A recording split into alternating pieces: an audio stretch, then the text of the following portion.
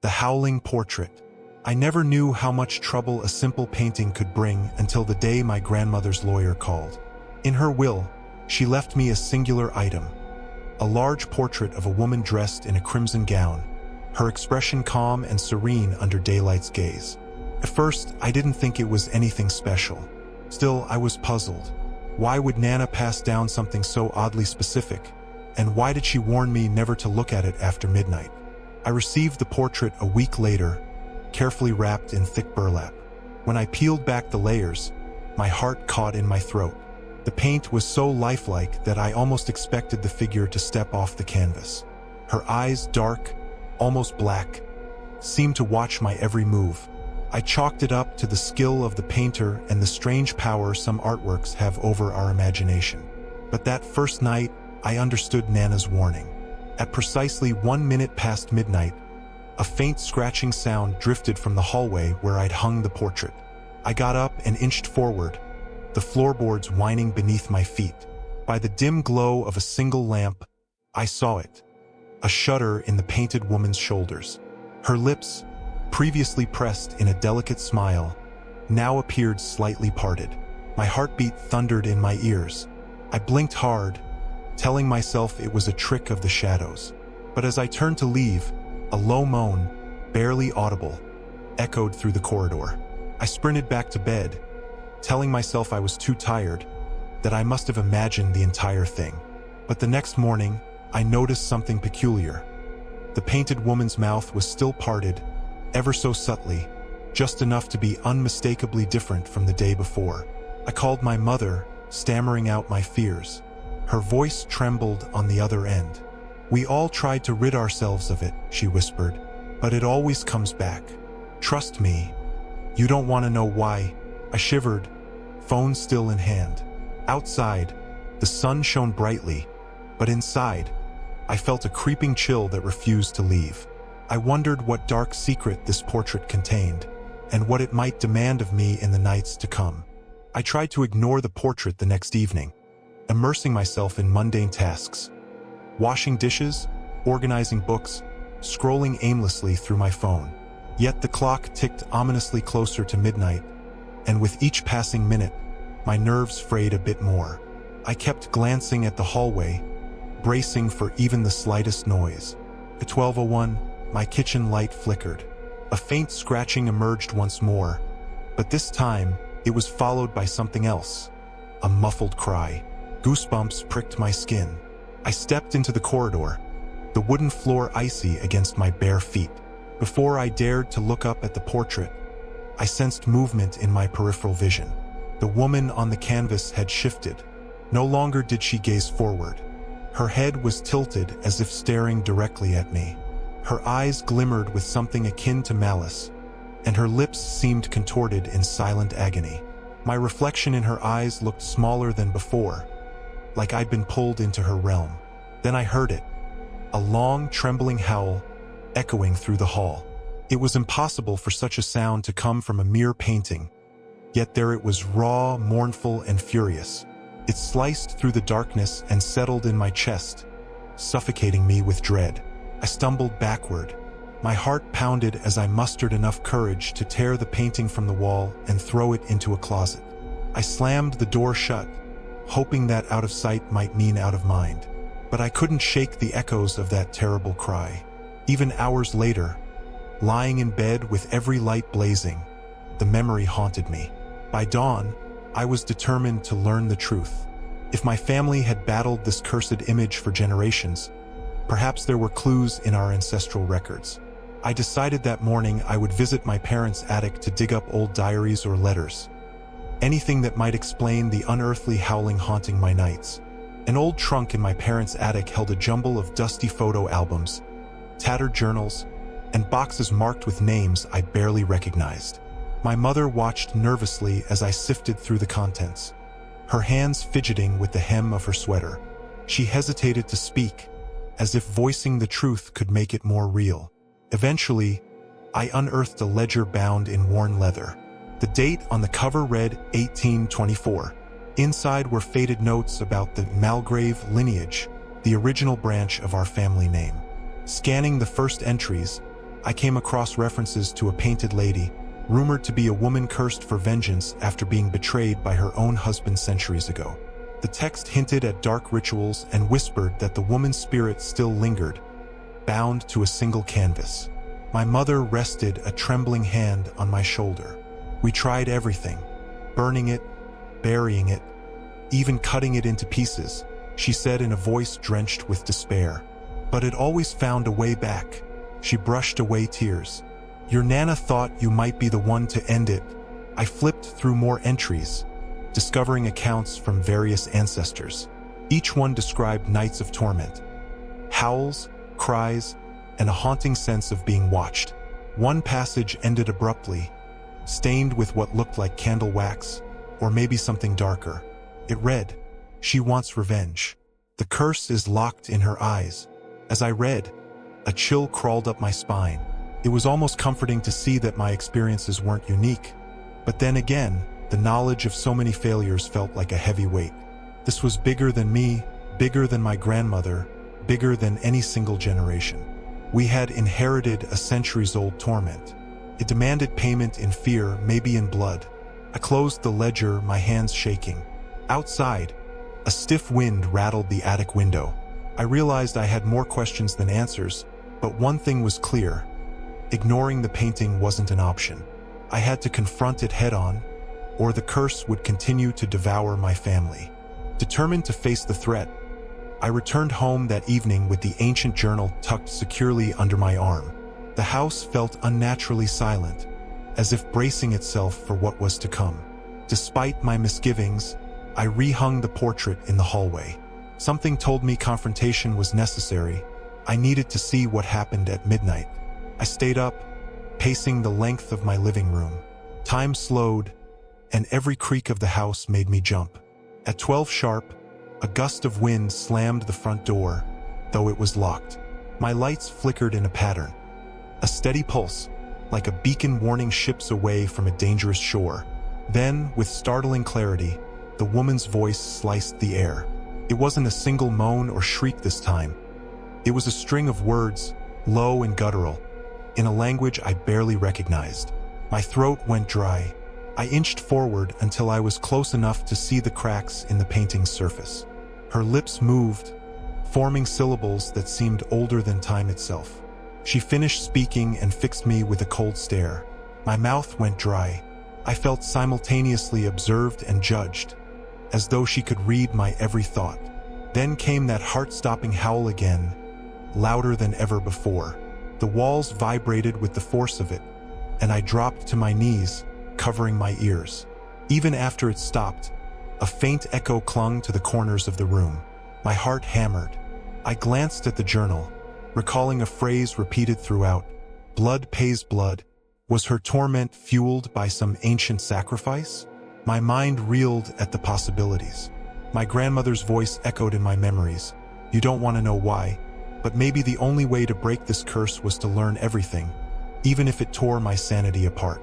I realized I was caught in a vortex of fear and curiosity.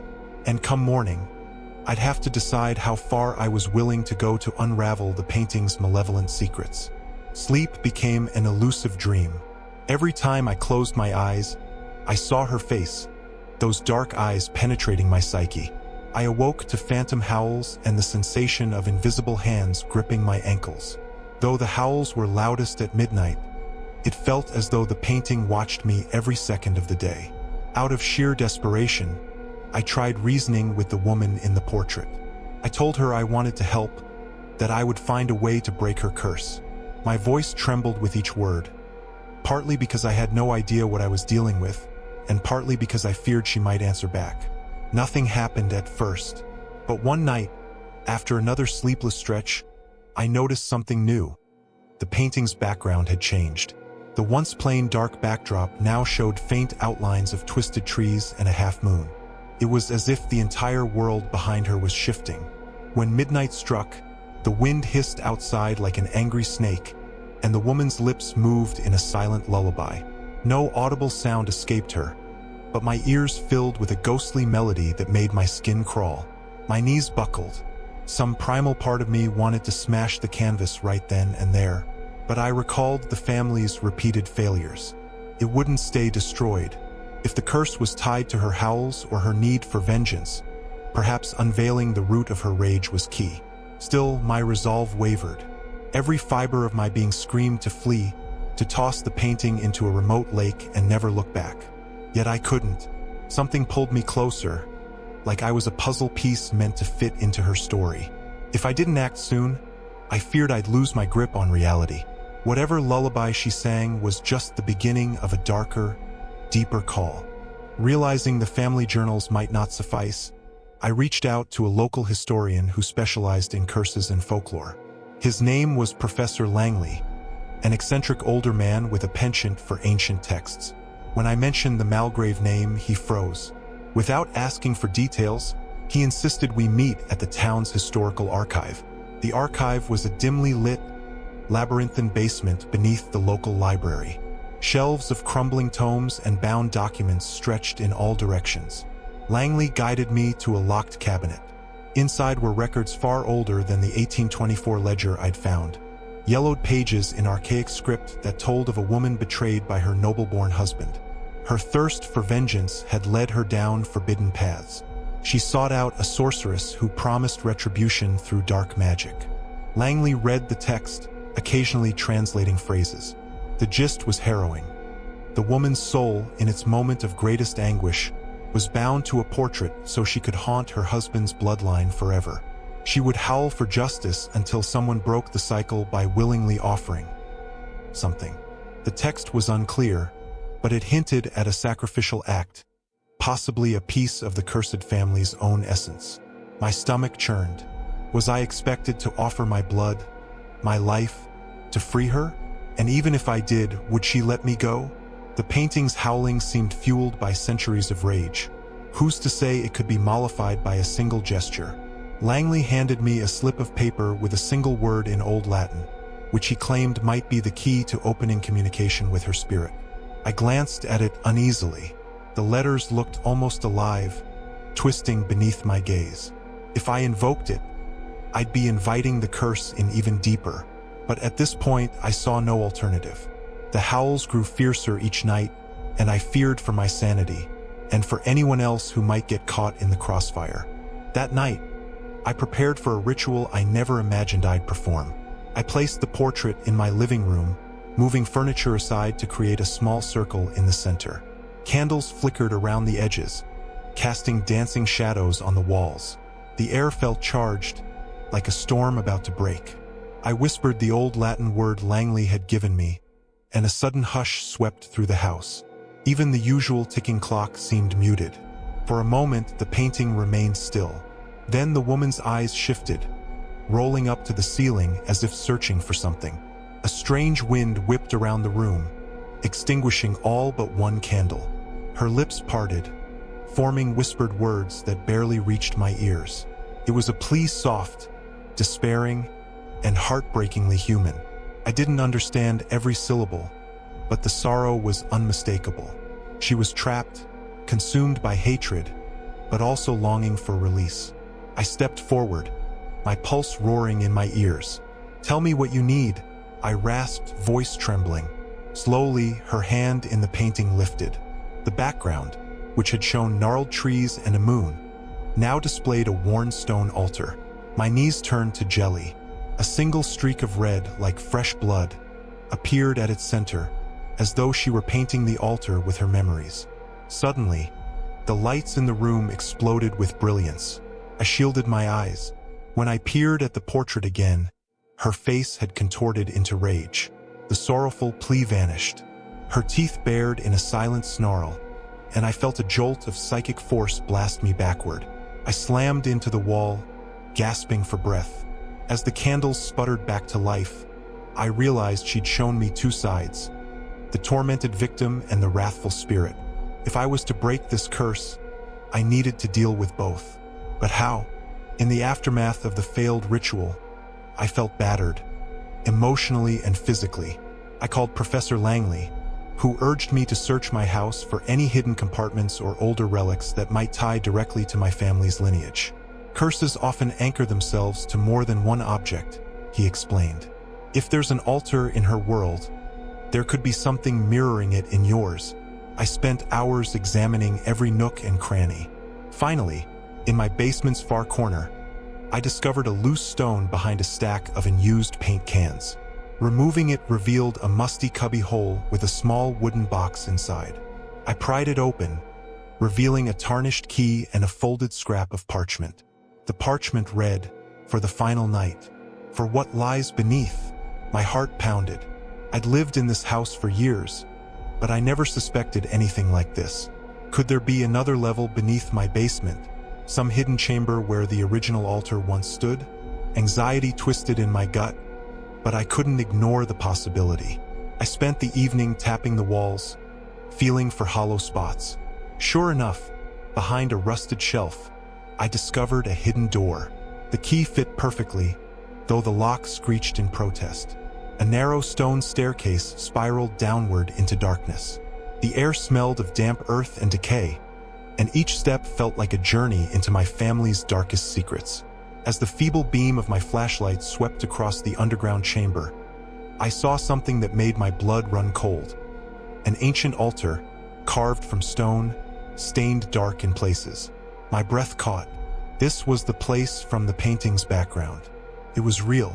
Suddenly, the painting's howls took on new meaning. She was calling me here, to the very root of her curse. The sight of that stone altar made my skin crawl. I stepped forward, examining the grooves etched into its surface. There were symbols matching those in the old Latin texts, swirling around a central recess where something could be placed, or perhaps spilled. The stench of centuries-old rot clung to the air, and I felt as though invisible eyes were watching my every move. Suddenly, a piercing howl reverberated through the chamber. I froze. It was the portrait's voice, but louder, more potent, almost as if she stood behind me in the flesh. Clutching my flashlight, I spun around to see a faint silhouette forming in the corner. The woman from the painting appeared, translucent yet detailed. Her eyes bore centuries of sorrow, yet her lips curled in a sneer. She pointed to the altar, her voice echoing in my mind. Blood pays blood.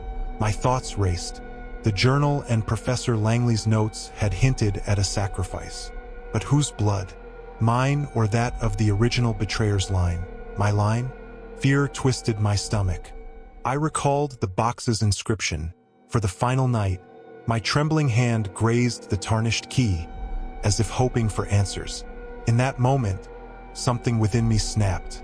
Rage and pity warred in my chest. My ancestors had caused this, and every generation paid the price. Was I willing to spill my own blood on that altar to set her free? Or was there another way? She loomed closer, her howling turning into words I still couldn't fully understand. A wild thought crossed my mind. Maybe the real offering she required was an apology, an acknowledgement of wrongdoing. But how to convey that in a realm steeped in dark magic and vengeance? The silhouette flickered, her howls returning. My time was running out. Unable to face the possibility of a literal blood sacrifice without further guidance, I fled the chamber, locking it behind me. That night, I confronted my parents. We huddled in their living room, the clock chiming midnight as a cold drizzle lashed the windows. Tearfully, they recounted stories passed down through hushed whispers. How our ancestors had once been wealthy landowners, how a cruel betrayal had triggered the curse. Rumor had it the woman was falsely accused of witchcraft to cover up the husband's infidelity. She was condemned to a slow death, cursing him with her final breath. The painting had been commissioned secretly, capturing her likeness in her final hours, an eternal vessel for her fury. My mother sobbed, guilt etched into her face as if she were personally responsible.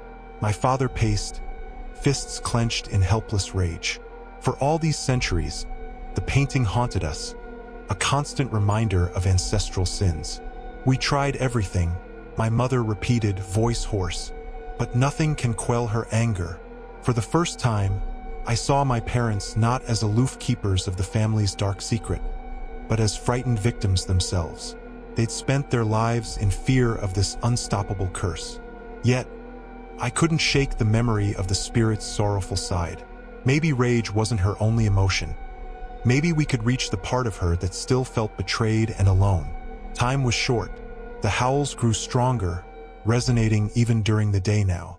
I had to find a way to atone for a crime committed centuries before my birth. But the question remained, was I truly prepared to pay in blood, or was there another path to redemption?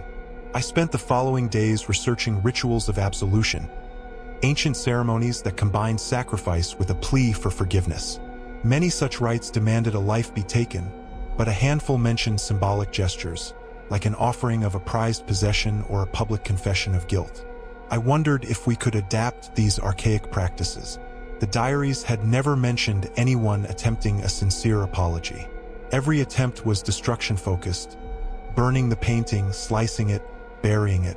Perhaps we'd all been feeding the curse by confronting anger with more aggression. The painting still howled every midnight, but now, every so often, I caught a different tone, like a sob cracking through the shriek. I tried to speak to her in those moments, whispering my regrets for the harm inflicted on her. I told her I was sorry for what my ancestor had done. I promised to make amends. One evening, after I expressed my contrition for the third time, the howling quieted sooner than usual. The silence was brief, but it felt like a small victory. Encouraged, I contacted Professor Langley again, proposing a different approach. A ritual that combined elements of her original faith, whatever that had been, with an honest plea for forgiveness. Langley was skeptical but intrigued. He helped me piece together fragments from old manuscripts referencing a supplication at the altar. This time we'd come not with fire or knives, but with contrition and a request for mutual release. Could it truly work? I didn't know. But if the painting's centuries-long torment was born from betrayal, maybe acknowledging that betrayal would open a path toward ending the curse once and for all. Professor Langley and I set a date for the ritual, the coming full moon. He believed the lunar cycle could amplify spiritual energies. My parents agreed to attend, as did a few distant relatives who knew the curse all too well. We gathered items for the ceremony: a white cloth symbolizing peace, a silver bowl to hold offerings, and written confessions detailing our sorrow for the family's transgression. As the day neared, an uneasy calm settled over my home. The portrait's nightly howls persisted, but I sensed a shift, an undercurrent of anticipation. It was as though she sensed our intention, her restless spirit hovering on the edge of either rage or relief. We planned to conduct the ritual in the hidden chamber beneath my basement. Standing in that damp, torchlit space, I recited lines from the old manuscripts, speaking in the same archaic dialect she used. My voice shook with every syllable. Professor Langley performed a secondary chant, calling upon forces of balance and truth. Each family member read a confession, tears staining our cheeks. One by one, we placed our confessions in the silver bowl. The air grew thick, charged with an electric energy that made the hair on my arms stand on end. Suddenly, a gust of wind extinguished the torches. In the darkness, her howl rose, thunderous, agonized, but somehow less hateful. I clutched the white cloth. This was the moment to offer peace, but fear surged within me. Was she truly ready to forgive, or would this end in another violent backlash? Plunged into darkness, my pulse thundered in my ears.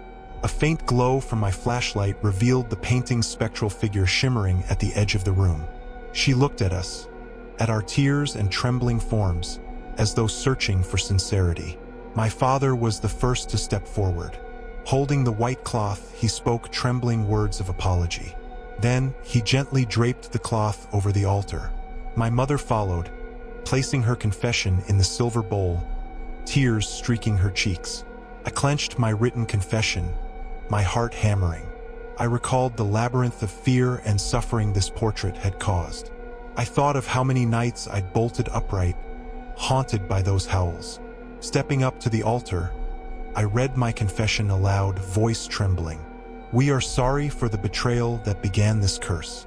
We ask for your forgiveness and offer our remorse to grant you peace. The figure flickered, her hollow eyes fixed on me. Then she howled, but this time, the sound carried sorrow more than hatred. The chamber shook. Stones groaned, dust raining from the ceiling. I braced myself for collapse, but then a strange calm swept over the room. Her translucent shape glided to the altar. She reached out, a single finger almost touching the cloth. For a fleeting second, I felt a profound connection, as if centuries of grief were laid bare before me. Tears welled in my eyes. I whispered, "Please," then a blinding flash erupted from her figure. I shielded my face, stumbling backward. When I opened my eyes, the chamber was silent. The portrait's frame lay on the ground, empty. She was gone, at least for that moment. In the aftermath of the ritual, we trudged upstairs in a daze. My parents and the other relatives hugged one another, unsure whether to celebrate or mourn. Even Professor Langley looked pale, as if he'd brushed against forces beyond comprehension.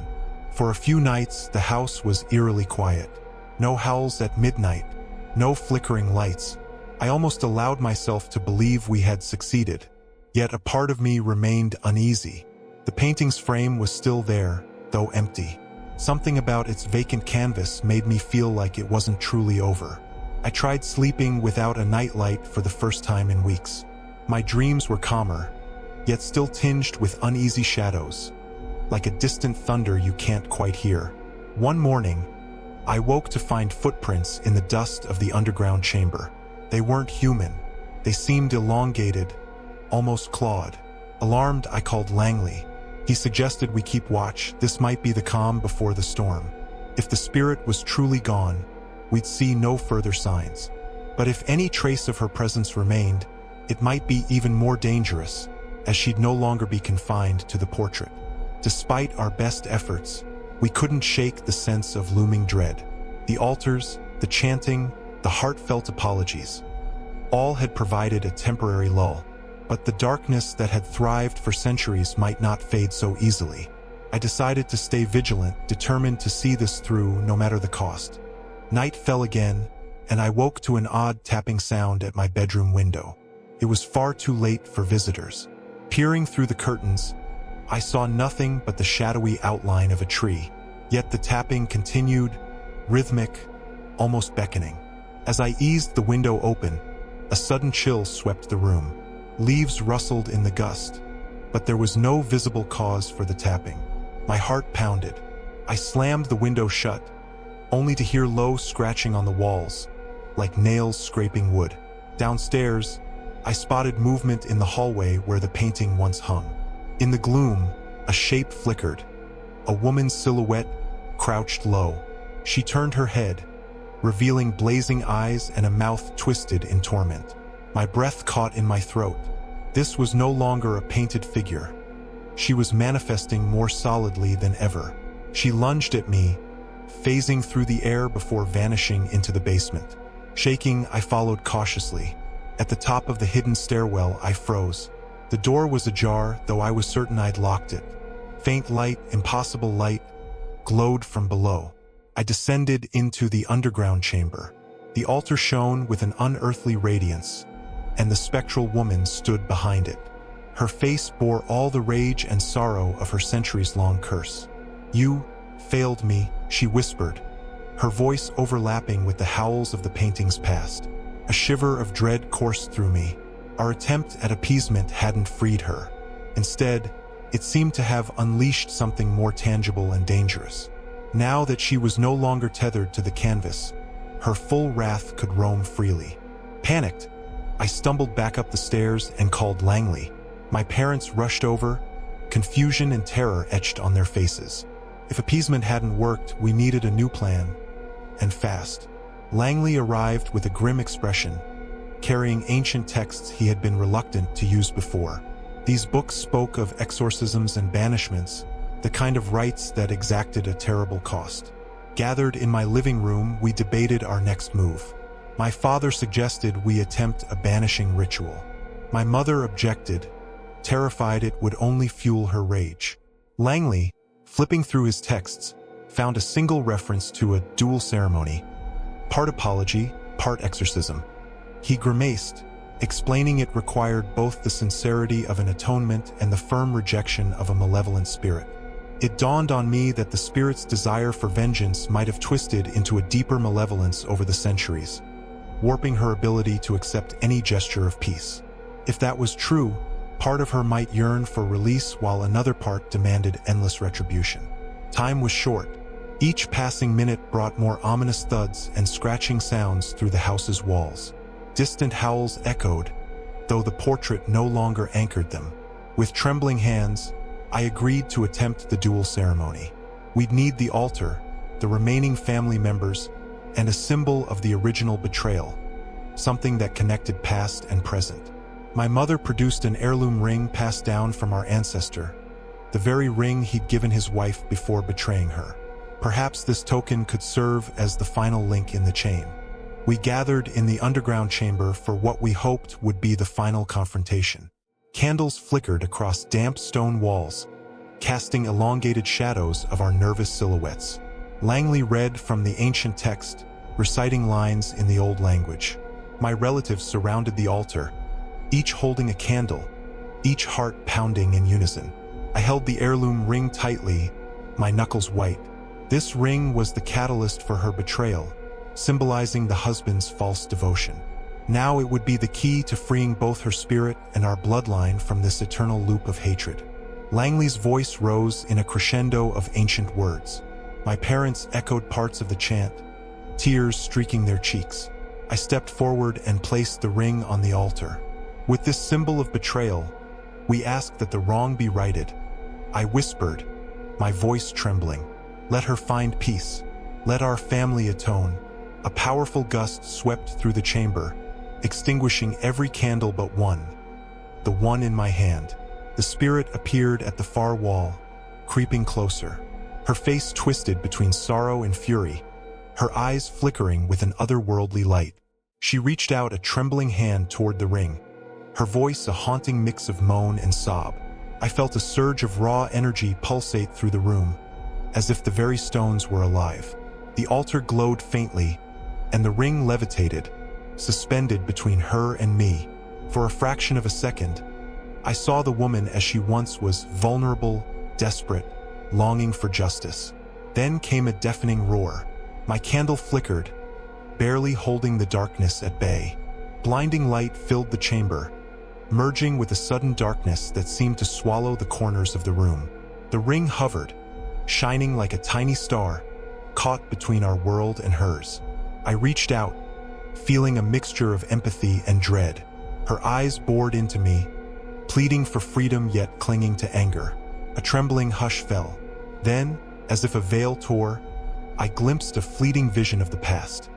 Her final moments as she was unjustly condemned, the betrayal in her husband's cold stare, the hateful crowds that jeered her. Pain radiated from her memory, amplified by centuries of torment. Tears blurred my vision. I tasted salt on my lips. In that fractured moment, time seemed irrelevant. My relatives stood frozen, witnesses to the cataclysmic union of regret and fury. I heard Langley's voice echo through the haze, urging me to complete the ceremony. I mustered my courage, stepping closer to the altar, my hands shaking. It wasn't fair, I whispered to her. Your pain is real. Your revenge is justified, but let us set it right. Please end this. She let out a ragged howl that morphed into something almost human, a sob of release and longing. The ring glowed brighter, then cracked with a sharp ping. Suddenly, the atmosphere changed.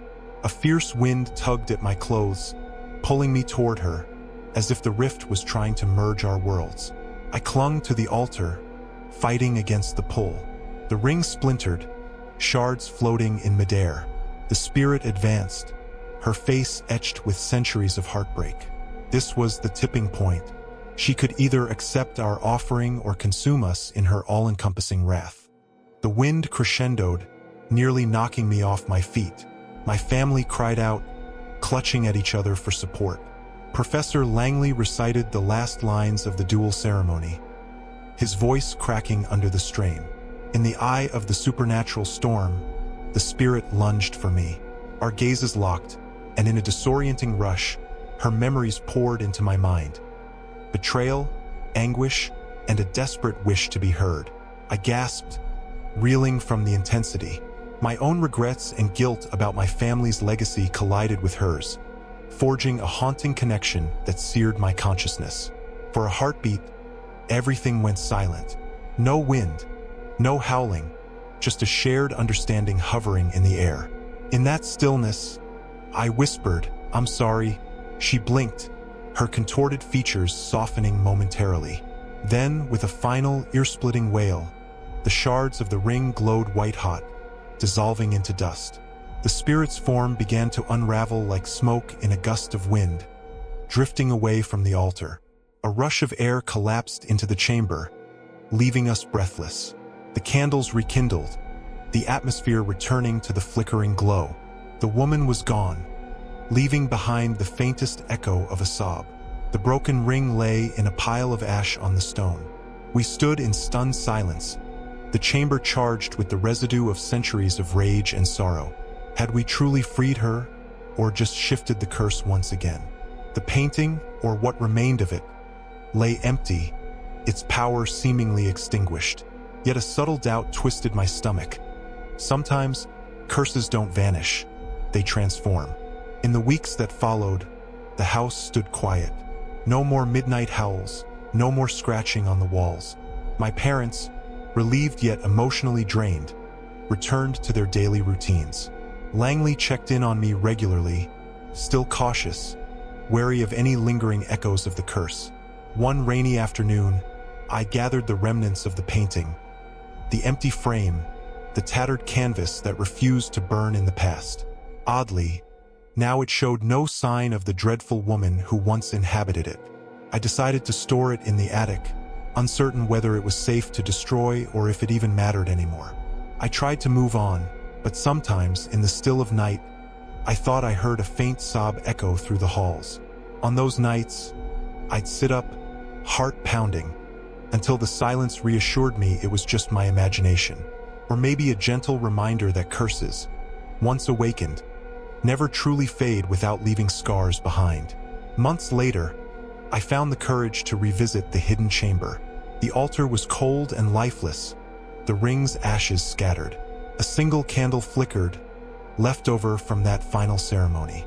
In its dim glow, I whispered a final goodbye, hoping wherever she was, she had found the peace denied to her in life.